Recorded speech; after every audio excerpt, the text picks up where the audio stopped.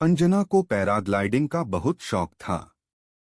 एक दिन वह पहाड़ों की एक ऐसी श्रृंखला में पहुंची जहां के बारे में बहुत कम लोग जानते थे।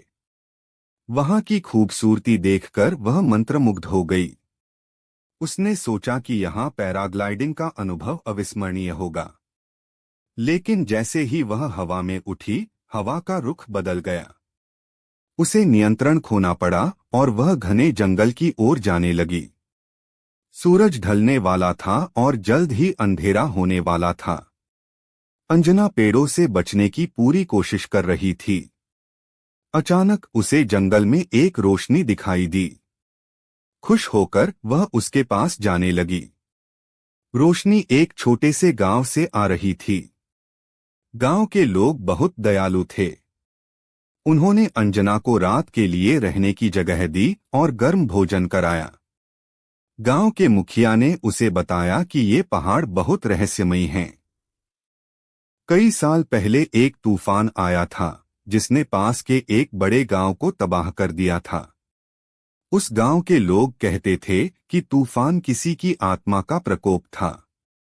अंजना को यह कहानी अजीब लगी, लेकिन उस समय उसे इससे कोई फर्क नहीं पड़ा।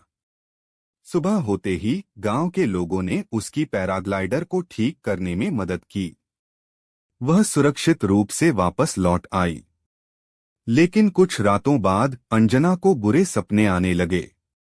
सपने में वह उसी जंगल में होती और एक भयानक आवाज उसे पुकारती। उसने गांव के मुखिया को फोन किया और उन्हें अपने सपनों के बारे में बताया। मुखिया ने उससे कहा कि शायद वह उस आत्मा को परेशान कर दी है। उन्होंने अंजना को सलाह दी कि वह वापस जाए और माफी मांगे।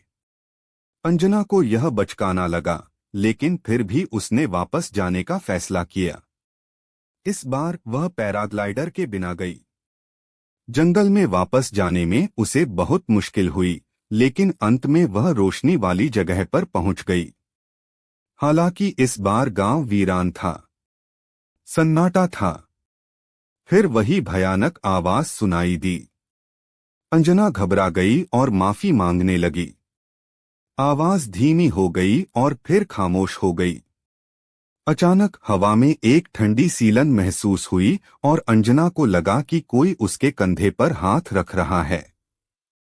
यह कहानी यहीं खत्म होती है। अंजना के साथ आगे क्या हुआ, यह आपकी सोच पर निर्भर करता है।